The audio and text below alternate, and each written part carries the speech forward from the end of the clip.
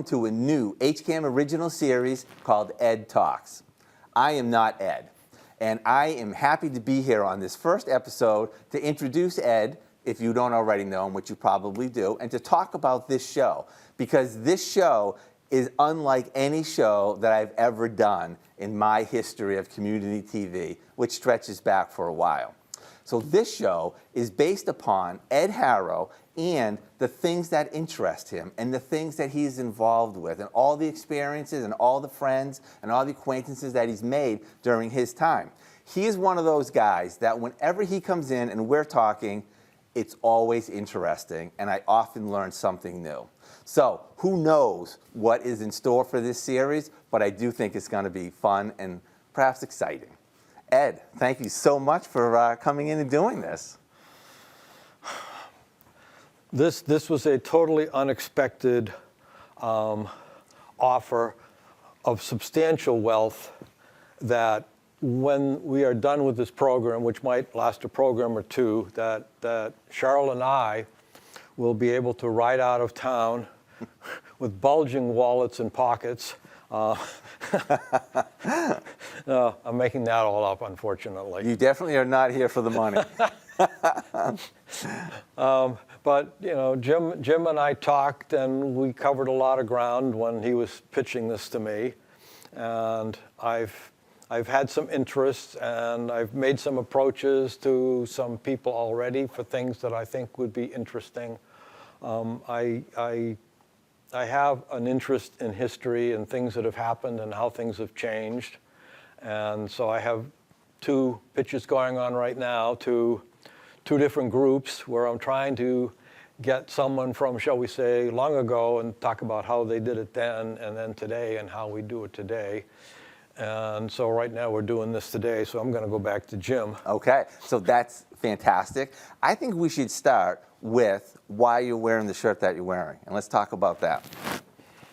So Frederick Hagel, we learn from history that which we do not learn from history.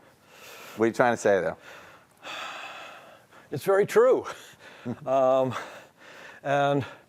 this guy died in 1835. And so if he realized in 1835 with the relatively little bit of history that we had then, that was true, and we see it still today. And very recently, my dear wife has a subscription to the Christian Science Monitor, and in a recent edition, I'll say within the month, there was an article about a woman who had a neighborhood community TV show, and her perspective was very right of center. And seeing, and I'm putting words in her mouth now, so don't think I'm quoting her exactly, but seeing the history that had been developing, she realized her part in this pervasive angst and was working at trying to change her TV show, which is in Chambersburg, Pennsylvania. And so happens that I know Chambersburg because my mother grew up in Gettysburg, which is right next door. And the next word in the article was Gettysburg. And so I read the article with interest.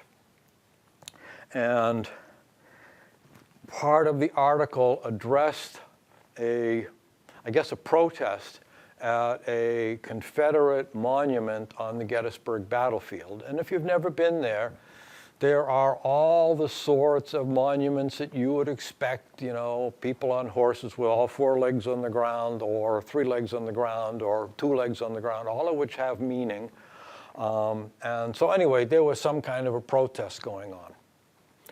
And I got thinking because at our back door, where it is now, but had been at my mother's parents' back door, and before that at my grandparents' back door, is a plaque from the Gettysburg battlefield. And trying to find out the history of this, all I could get out of my mother was, well, there was a mistake in it. So when it ended up at our back door, I read it all, and I read what I could of the history, and I said, I don't see anything wrong with this. So I tried to come up with some other possibilities how it ended up at my grandparents' back door. My grandfather was a very talented guy and could well have had contracts in the building of the Gettysburg battlefield, or the creation of it, or whatever. I thought maybe it was a proof of a plaque because it wasn't a bronze, it was iron. Several years ago, we were getting quotes for work on our house, and the salesman walking around the house, looking at the house from the outside, came upon this plaque, and he stopped like he had a heart attack, except he didn't collapse. He was thunderstruck. How did you get this? Where did it come from? And so if Carl Reese had a PhD, he'd be a historian, but he's merely a Civil War addict. And a few days later, I got a treatise from him as to the history of the plaque at our back door. Wow. And the plaque was at this particular site near Little Round Top. And in 1910, it was removed because there was a protest by, and I'm not sure of the players, I'll say the CAR, right? DAR, yeah, CAR and the DAR had a protest over this. And he sent me a picture of the current plaque, and he did a text showing all the language changes from the plaque that we have to the plaque that's there now. And the only change that I recollect that I can be specific about was in the plaque that we have is the word retreat. And the plaque that's there now, that word is not there. Wow. And so the plaque is about General Hoods of the Longstreet divisions, attack and defeat, and how many people died, and so forth and so on. But it ends up with them retreating to someplace, and that word is gone. So we argued about this 100 years ago. We argue about it today. What we didn't learn 100 years ago, we repeat again today. And you can look anywhere you want, whether it be the four corners of Hopkinton to the four corners of Massachusetts or beyond, you see the same thing. Right, right. So, not only is that like a really fascinating observation, but just think about the events that had to happen for that to happen, right? That plaque had to exist, get changed, and then ended up with your grandmother, and then now to you, when somebody coming to work on your house who happens to be a Civil War history buff and was thunderstruck by it. That's like really amazing. Yeah. I don't know if you know, because I didn't ask this before, because I didn't know this before. Do you know what the difference is between 1, 2, 3 horse feet on the ground? Yeah. What is that? 4 is the guy on the horse survived. Okay. 2 is the guy on the horse didn't survive. And 3, I'm a little dodgy, but I think it means he was wounded. Oh, I never knew that. That is so interesting. And I think you're going to hear a lot of that on this show, especially from people viewing like, oh, I didn't know that. That's like really interesting. All right, so what I'd like to do now, though, Ed, let's talk about you. Let's talk about like how you got to be where you are. Like what formulated you? What were you interested in growing up, and what did you end up doing in your career? Well, it was funny. I was thinking about this on my drive here, and thinking about turtles, and realizing that one of my earliest memories was my father and another gentleman in the neighborhood rescuing a turtle, which was this humongous, remember, I'm like a little kid, snapping turtle that was so big that it didn't fit in the stream that it was walking through. Okay. And I can't date it exactly, but I know it had to be before Hurricane Carol, because after Hurricane Carol, which was 53 or 4, that portion of the stream was like this wide, and the turtle would have fit in there no sweat. Okay. And it was a snapping turtle, and they put it in a burlap bag and took it someplace. That's all I remember. Wow. So I grew up on a small pond in Westwood. I grew up with a backyard that was all woods. My father spent his formative years outside. He worked, when he was going to school, he worked at Lost River, which was a tourist trap in New Hampshire.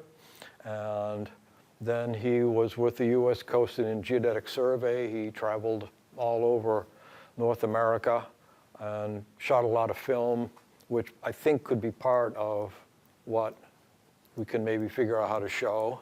So these are 8mm films that have all been, I think all, been put on DVDs so that we can play them.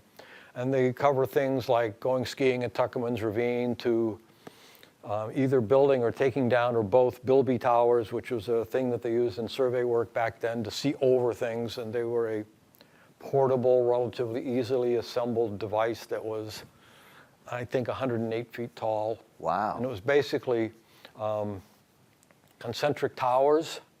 So the inner tower would be for the survey instrument, and the outer tower would be for the humans that work it. One of his films is a romantic comedy involving a Bilby Tower.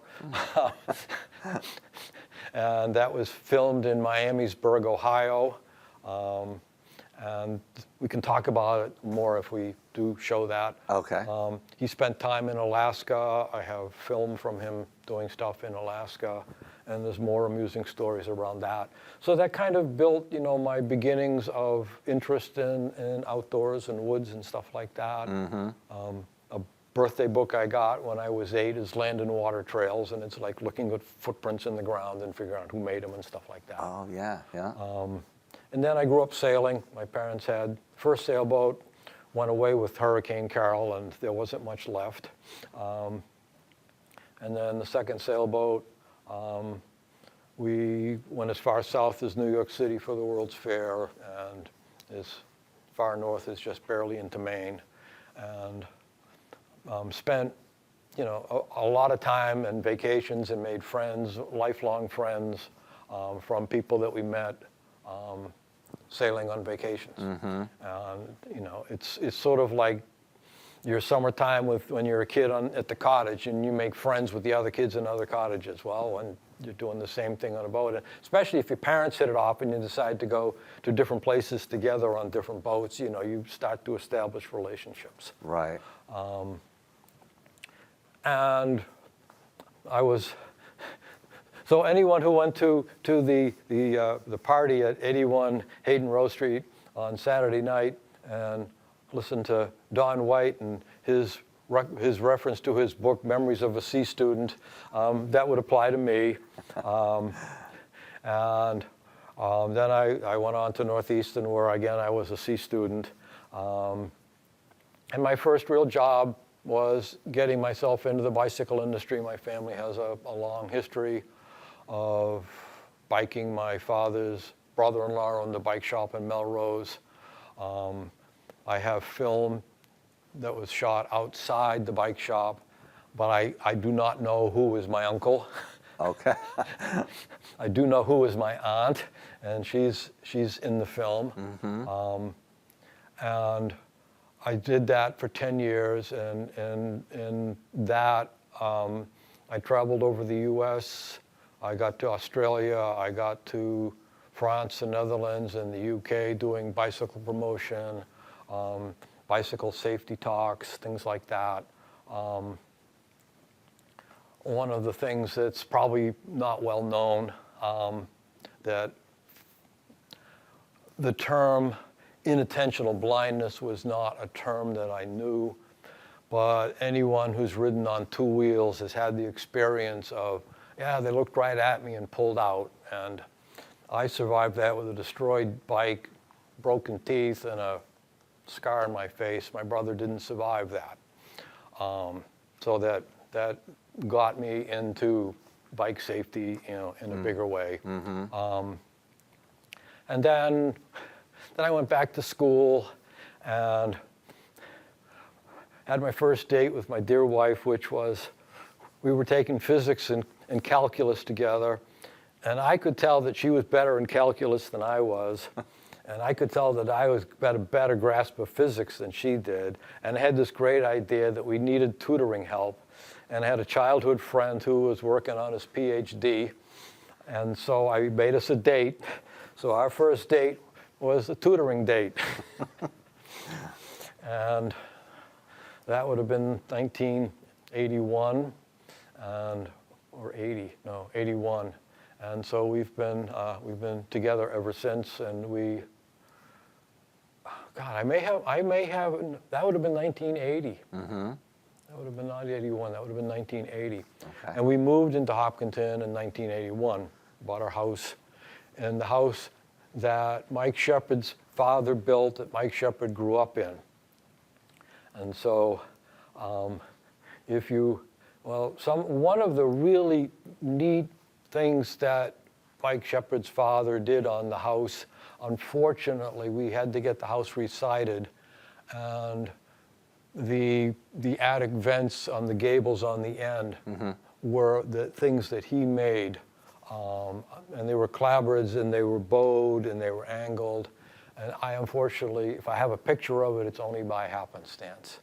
But they were unique, and we would talk about them when we had friends come over. As you know, when you're living in a ranch house, there's not a lot of really interesting stuff. You know, like my mother's house was built in 1750, so there were interesting things in history there to talk about. Yeah. All we can talk about is, well, the Shepherds grew up here. Which is interesting. What did you study in college?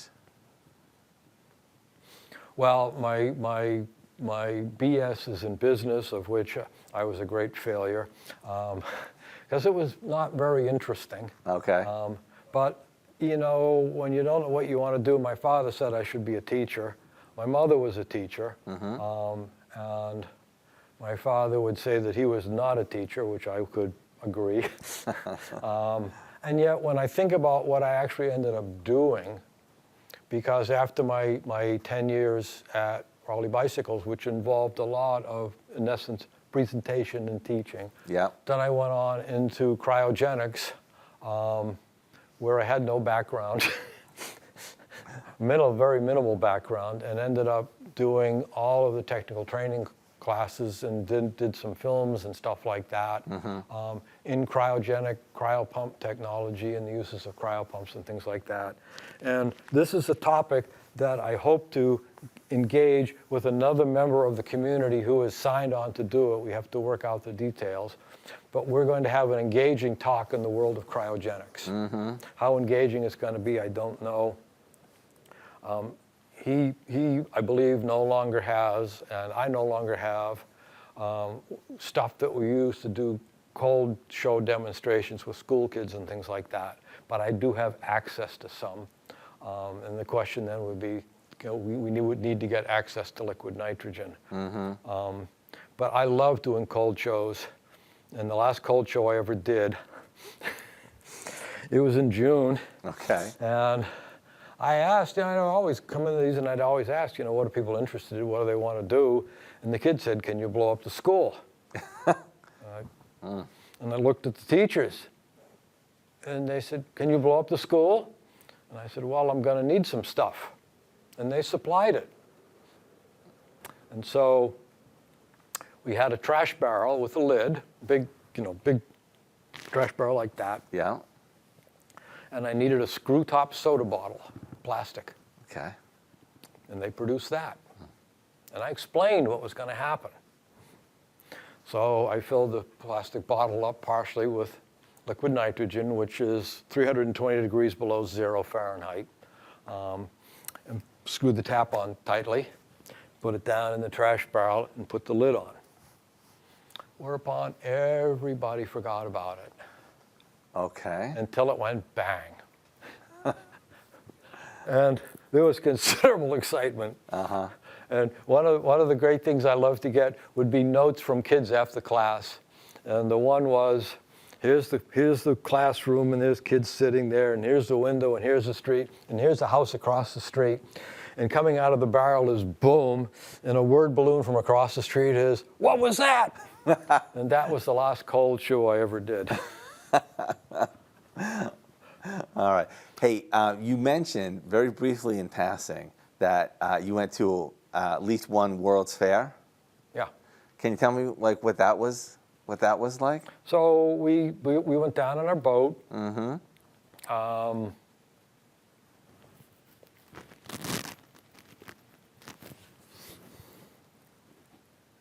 I can tell you more about the World's Fair Marina than I can tell you about the World's Fair. Okay.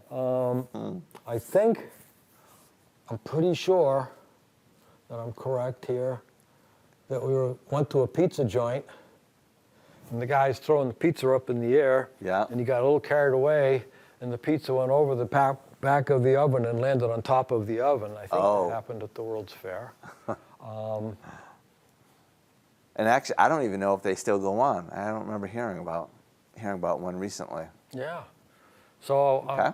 I'm sorry to fail everyone. No, that's okay. Actually, no, that's that's illustrative as well. So, so after you went back to college, and now you're married, and where were you working for the cryopumps? I work for CTI Cryogenics. Okay. And my cohort, who we're going to meet with, worked with. So it's a long story that I really want to say for our talking about cryogenics. That's fine. That's fine. But he worked for another aspect of the company. Okay. He started before I did. We never crossed paths. And you both live in Hopkinton. And we both lived in Hopkinton. Huh. And our daughters to this day are like this. Yeah. Yeah. Really, really tight. Where was the company located? When I started, it was in Waltham. Oh, okay. All right. And then moved to Mansfield. Okay. So, what else do you do in Hopkinton? Make trouble. Nah, you know what I mean. Like, where have you been volunteering? Okay, so I am on the Conservation Commission. I've been on it for a long time. I don't know how long. We met last night, and sometimes I'm more outspoken than other times on CONCOM, and last night I was fairly fired up and vocal. And I am on the Open Space Preservation Commission, and I have been the chair of that now for some years. And it's been, both of them have been measures of satisfaction and frustration. And as I tell people, if you're gonna do this, you gotta be able to laugh. And some of the stuff is so absurd, and some of the stuff is so depressing that if you allow it to get to you, you can't do it. You've got to be able to kind of separate yourself from it a little bit. It's like we did foster care. We did foster care for 25 kids. Sometimes it was just for a night, sometimes it was for 2 years. When people would ask how you do it, I said, well, you have to have a piece of saran wrap between you and the kid, and no one can know it's there. I'm trying to get that. Saran wrap, what? Yeah, that separation. Oh, okay. Okay. Yeah, that's a very tough role. Yeah, it can be exceedingly difficult. And you know that, or you hope that you make a difference, but yet you have to be accepting of the fact that in most cases, the kid will have, I mean, we did mostly young kids. We are still in touch with 3, and I really don't want to say more than that. Yeah. But the great majority, you know, once they were gone, that was it. Okay. The experience, you know, looking back, was a very rewarding experience. And it's rewarding in the sense that you can look back at your own childhood and say, geez, I thought that was tough. And then you look at these kids and you know what tough is. Right. Right. So much of life is which way you're looking. Yeah. You know, are you looking behind you? Are you looking in front of you? What are you comparing yourself to? Wow, that's very meaningful. You know. Okay, so we'll let that sit.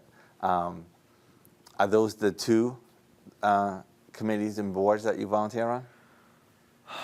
Well, if you go back a way long time ago, and I stick my fingers into lots of things, but I try to be reticent and not talk about the recycling program. Started in our living room. No kidding. Yeah. That's, by the way, that should be a whole show just by itself because it's important. You know, it's important. It's another thing like foster care. Yeah. You know, it's like, you know, Anya and I in Turtle Signs. Yeah. And does it help? You know, the stuff that we separate and put in a separate barrel from our trash. Yeah. Is it really getting recycled, or does it just make us think that we're doing the right thing? Right. I know, that's a huge topic. And you know, the turtle signs are the same thing. And you know, it's not like we're taking tallies because we have no way to count the ones that get across. Yep. We only have to count the ones that don't. Right. Okay. Well, I am looking forward to this series as you bring up things that you're interested in, and you bring in people that you have had experience with and that you've worked with. It's going to be a great series. Thank you so much for coming to HCAM. Okay, and I'll just wrap this with saying that, you know, if the grand audience of thousands of people have ideas about things that might be interesting, please call Jim. Absolutely. Jim, what's your number? So, I mean, you can call us 435-7887, or you can just send me an email, jim@hcam.tv, and we'll get you connected. And if you think this is a total waste of time, don't be afraid to say that. All right. Thank you, Ed. You're welcome. Thanks for watching. We look forward to a lot more. Thank you. Take care. Have a good day.